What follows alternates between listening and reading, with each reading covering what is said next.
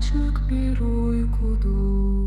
HKBU Podcast'in bir başka bölümüyle sen dinleyenin karşısındayız. Her zaman olduğu gibi İstanbul ekseninde ben Cihan, öte Kaliforniyalarda, kuzeylerde, okyanusun diğer tarafında ise sevgili Samet var. Merhaba Sametçim, ne var ne yok. Bu arada kapşonun gözümden kaçmadı. Dikkat et. Aslında birkaç Nazar- başka bölümlerde kaçtı da bugün yakalandık bu bölümde Nazar diyelim. herhalde otururken değil de yürürken de seni görmemin vermiş olduğu bir anekdot Evet. diyelim. Nasılsın, iyi misin bugün? İyiyim. Biraz geçen haftalarda hastaydım. Şimdi kendime geldim.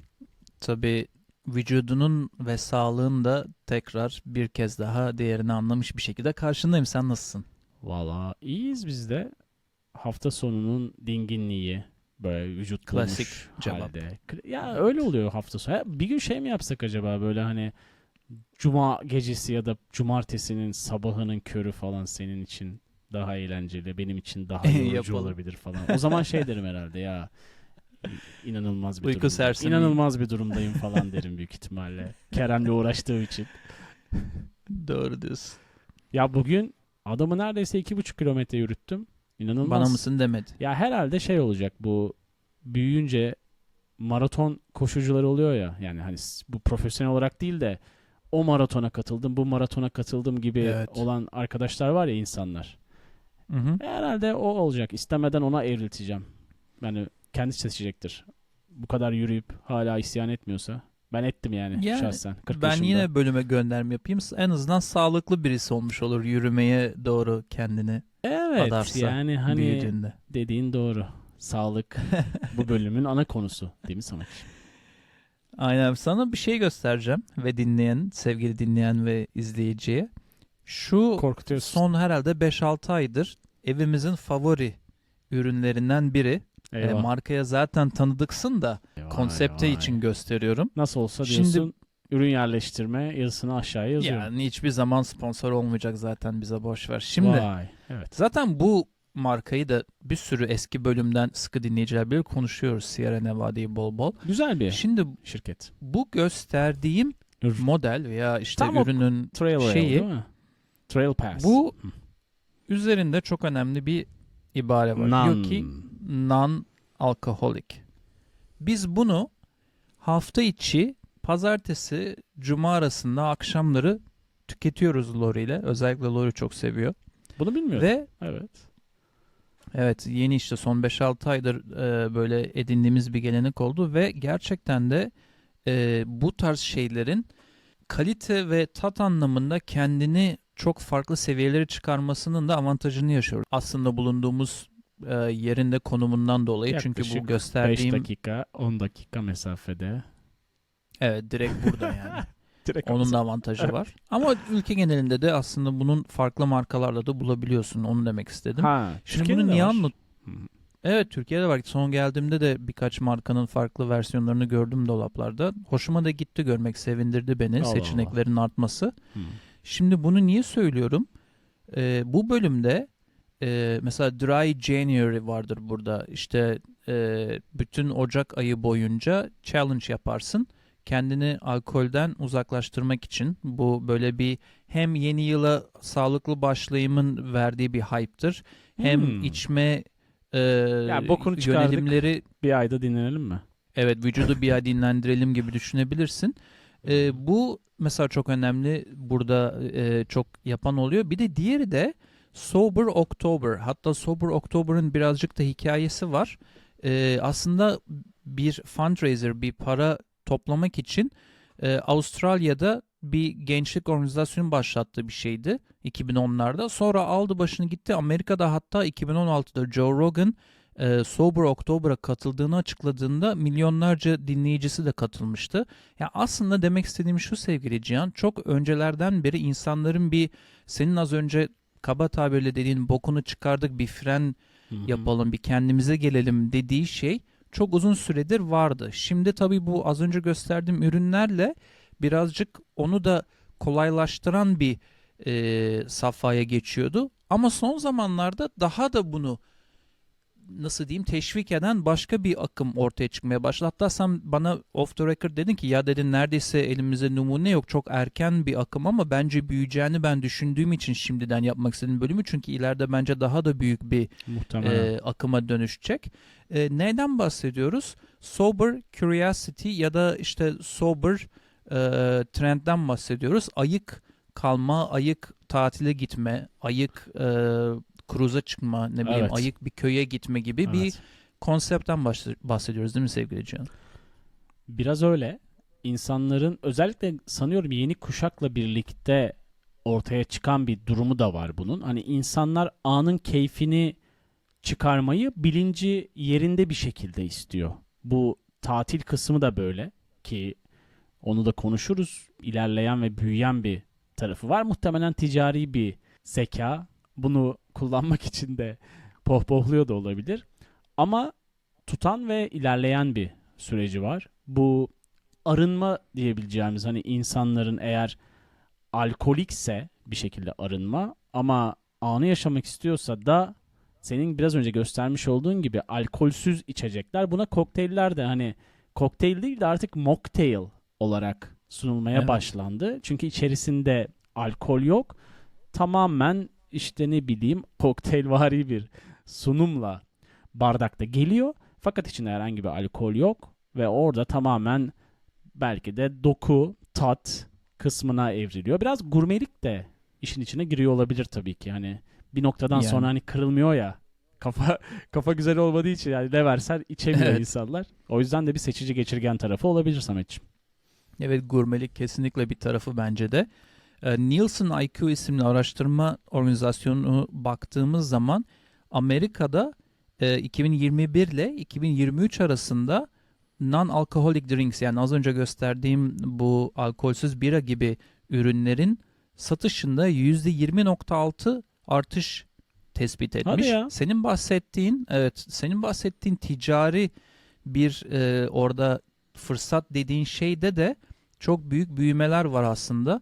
Bu bahsettiğimiz birkaç tane aslında şirket var. İşte cruise'unu, tatil resort'unu falan tatil köyünü hazırlayan. Hı hı. Onlar da uzun yıllar aktif kalabilmişler bu alanda. Bu da ne demek? Alıcısı var demek. Yani gidip de iflas bayrağını çekmek zorunda kalmamışlar. Biz mesela seninle sosyal içiciler olarak senle beni biraz öyle görüyorum. Yani her gün Öyle illa gibi. mutlaka içmek zorundayım diye hisseden tipler değiliz. Hı hı. Biz 2 tane bölüm yaptık mesela. Birincisinde yıllar önce bira denemeleri yapmıştık. Evet. Diğerinde de San Francisco'da kaydını aldık hatta. Diğerinde de çok yakın tarihte bu bölüme nazaran yani bar çeşitlerini konuşuyorduk. Ama biz bunları Evet. konuşurken hep sosyal içici olarak aslında biraz bunları konuştuk ve konuşmakta da pek böyle bir şey görmedik. Kusur Behis. görmedik. Aynen. Ama madalyonun senin sevdiğin Üzerine mi üzere çeviriyoruz? söyleyeyim. Yüzünü çevirdiğin zaman bunu kontrol etmek veya bunu bir outlet yani bir kaçış noktası olarak görmek zorunda kalan veya bunu böyle uygulayan çok insan olduğu için hayatında tatile gittiğinde genel bir nasıl diyeyim anlatımının onlara enforce edilmesini çok istemiyorlar artık. Senin bahsettiğin yeni jenerasyonda da biraz bu var. Mesela yeni jenerasyonda anketlerde soruyorlar neden Sober Curiosity'ye katılıyorsun diye. Cevap genelde şey oluyor. Ben sadece toplum istediği için içmek istemiyorum. Kendim de içmek istediğimde gerçekten içmek istiyorum. Bazen bir partiye gittiğinde tek içmeyen sensen işte sana banal diyorlar, sıkıcı diyorlar veya işte bir sıkıntı mı var ne oldu da sen evet. bugün yani bu tarz şeylere Gen Z sanki pek gelemiyor gibi geliyor bana. Evet. Ve şeyi soracağım sana. Gen Z bu akımı başlattı ama sanki Millennium jenerasyonu da birazcık arka çıktı diye de biraz tuttu sanki bu akım. Ne düşünüyorsun? Ya öyle gibi duruyor. Biraz bilinçli bir tarafı da var. Hani vücuda yüklediğin yükü bir noktada artık yüklememen gerekiyor. Bunu artık senin benim gibi 40'larına gelmiş insanlar iyi bilir ama genç jenerasyonların da bunun farkında olması güzel. Evet, sosyal içicilik bence olması gereken ki bizim seninle girdiğimiz sınıf bu. Hani bazen belki bir ay bir şey içmeyip belki arka arkaya 3 gün Hı hı. içebiliyoruz. Bu tamamen durumla alakalı olabiliyor. Ama ve lakin bu jenerasyonlar farklı bir tarafa doğru evrildi işi. Bu çok yeni bu arada. Hani Türkiye'de bu kadar farkındalık var mıdır bilmiyorum. Çünkü çoğu insan alkolsüz birayı görünce bu ne ya, alkolsüz bira mı Evet. olur deyip, hatta böyle Instagram'da falan abuk sabuk reels'lar karşımıza çıkabiliyor. Gördün mü bilmiyorum. Eleman eline alıyor şişeyi, bakıyor. Alkolsüz bira nasıl açılır biliyor musunuz diyor. Çat, şişeyi yere bırakıyor. Şişe paramparça oluyor. İşte Yok, böyle diye. görmedim. Hani Bildiğin bayağı savaş açmış yani alkolsüz bira. Ya, o yüzden dolayı hani ben de bu tarafını çok düşünmemiştim. Alkolsüz birayı, hani ne bileyim, malt içeceği sonuçta baktığımızda, neden insanlar tercih etsin diye düşünürken sen karşımda Sierra Nevada'nın alkolsüz birasını sallar bir haldeydi Samet. Evet, biraz farklı noktada olabiliriz Türkiye ile ABD Kesinlikle. sektöründe. Zaten az önce Hı hı. bahsettiğim araştırmalar da hep ABD eksenliydi. Hatta şöyle söyleyeyim. Yani kruz kültürü de Avrupa'da falan öyle çok domine eden bir kültür değil ama burada bir seçenek her zaman tatil olarak ve kruzlarda da ilk gemiye çıktığında işte şey derler, odan da hazırlanırken hemen işte bar şu tarafta, kendinize kokteyllerinizi alın, biraz bekleyin, odanızı hazırlayacağız. Hani hep böyle bir alkolde seni ittirme durumu vardır. Evet. Bu arada sebeplerine gelince de hani az önce bahsettiğim gibi dışlanma veya işte garipsenme Gen Z'nin çok hoşuna gitmeyen sebeplerden biri. Diğer faktör de FOMO faktörü. Fear of Missing Out. Bunu başka bölümlerde konuşmuştuk. Genelde insanlar işte parti var, içiyoruz, kaçırma gel muhabbetiyle de insanları bir anda aynen öyle. Üçüncüsü de şirketlerin bu ürünleri popüllaması ve cool bir şey gibi göstermesi. Ve bu da aslında Gen Z'yi antipatik bir etki bırakabiliyor zaman zaman. Bu Cool şu olmasından an ziyade. senin söylediğin şey kafamda şunu canlandırdı spontane olarak. Bir dönemler hani sigara vazgeçilmezdi, herkesin elinde gezerdi eski jenerasyonlarda, 1900'lerde ya da öncesinde falan, hatırlarsan. Sonrasında o zamanla ikinci ya da üçüncü sınıf vatandaş statüsüne düştü. Evet. Alkol de böyle gibi ilerliyor. İnanılmaz bir hype yaptı, yükseldi, herkes tüketti. Yani herkes derken çoğunlukla satışlar yüksekti falan. Yine tabii ki hani sıfırlanmayacak tabii ki bu Hı hı. süreç, ama sanki alkol tüketen insanlar, içki içen insanlar, sigara içenlerin kaderini de yaşayacak gibi, onlar da böyle ikinci, üçüncü sınıf insan statüsüne düşecek gibi gözüküyor.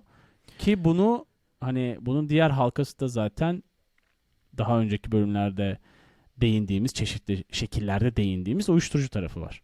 Evet, bu arada atlamadan geçmek istemiyorum. Bir başka sebebi de şöyle söyleniyor. Gen Z biliyorsun sosyal medyanın içine doğdu. Senle ben o sosyal medyanın içine doğmadık. Evet. Daha az risk almayı ve riskin farkında olan bir jenerasyon olduğu için herhangi bir gençliğinde sarhoş videoların, sarhoş veya işte uygunsuz şeylerinin kalıcı olarak internette olması aslında ilerideki sosyal konumun veya hatta kariyerinle de ilgili bir tehlike yaratıyor. Orada bir derin bir algı var. Yani daha doğrusu farkındalık var Gen Z'de. Bugün bunu yaparsam yarın işte üniversite sonrası başvurduğumda işe Önüme bunun çıkacak yani. önüme çıkmasın muhabbeti. Bu arada bu gerçekten de oluyor. Hadi Hani ya. Türkiye'yi yine bilmiyorum ama Zor. Amerika'da sosyal medyanı check eden, işe alırken check eden gerçekten şirketler burada oluyor. da var tabii ki.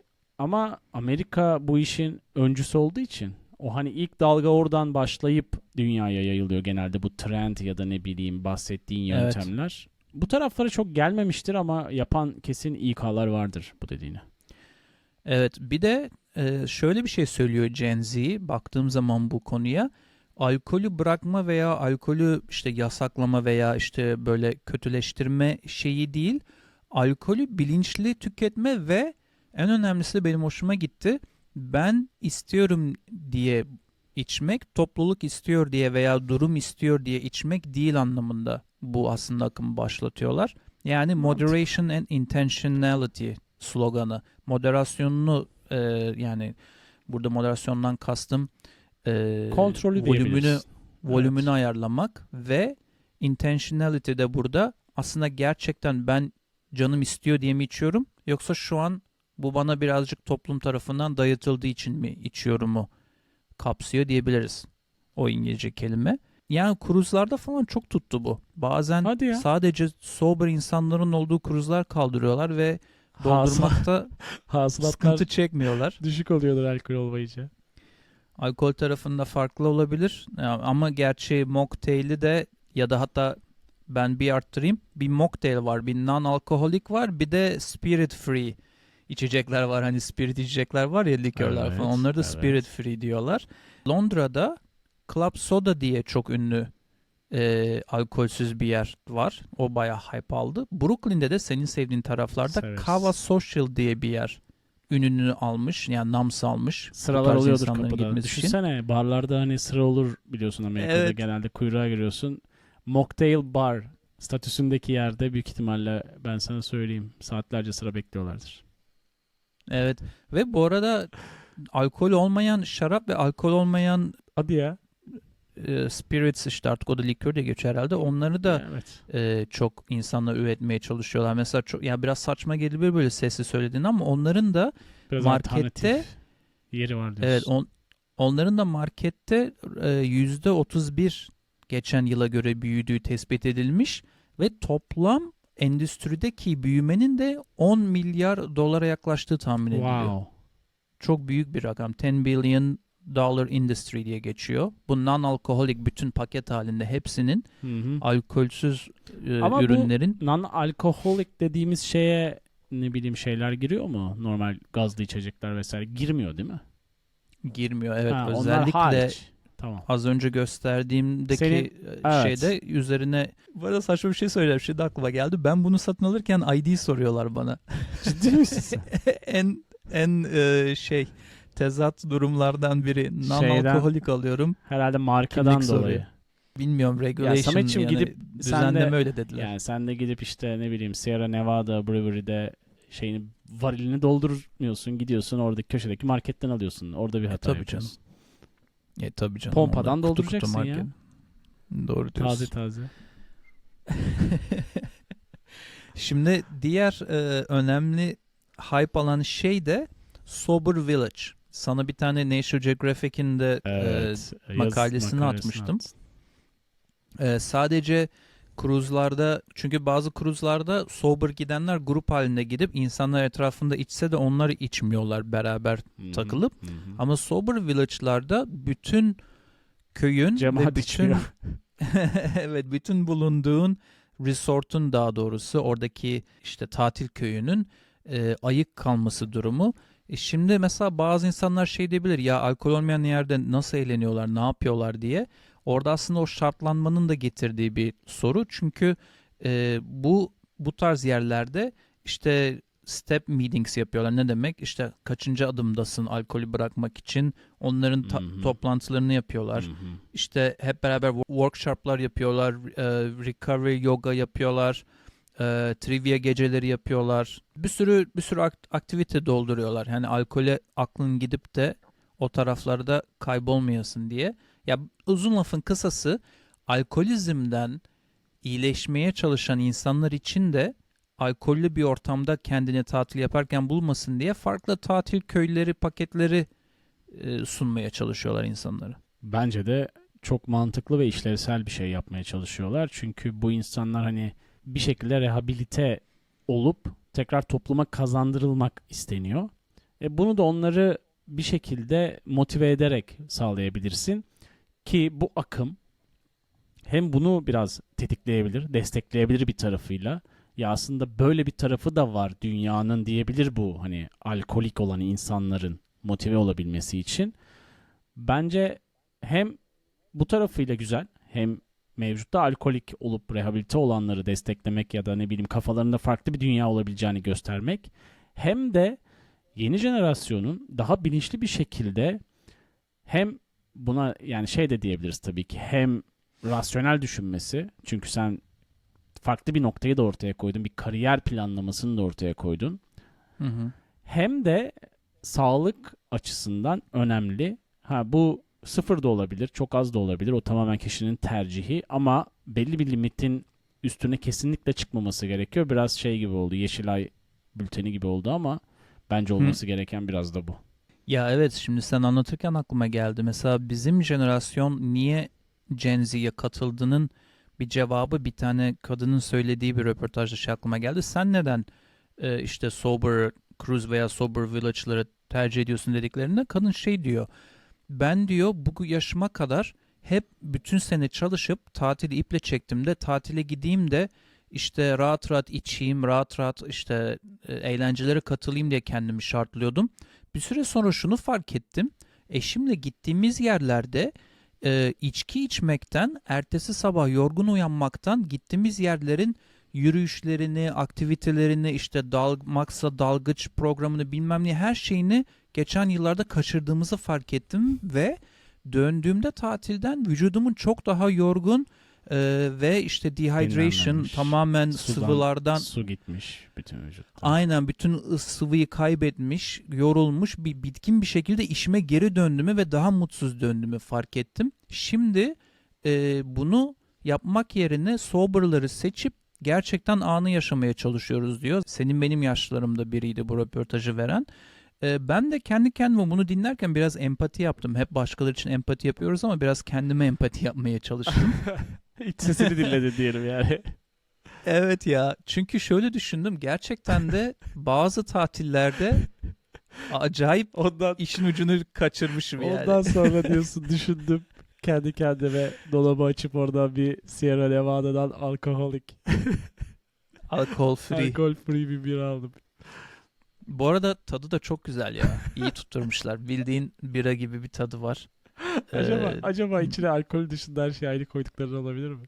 Evet olabilir ama başarılı.